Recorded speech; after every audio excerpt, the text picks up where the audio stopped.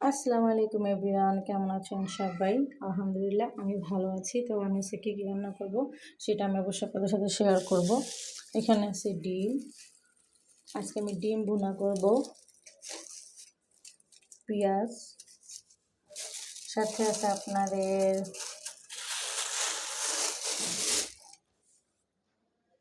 মিষ্টি কুমড়া। মিষ্টি কুমড়ার ভাজিটা অনেক ভালো লাগে। যদি এই মিষ্টি কুমড়ার এই সিলটা দিয়ে ভর্তা বানান, ও সেই মজা লাগবে।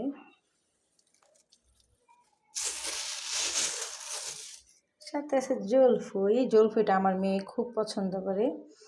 জলফুই শীতের দিনে ডালের সাথে জলফুইটা খুব ভালো। আচার বানালে তার কোনো কথাই নেই। আর আছে ধনিয়া পাতা।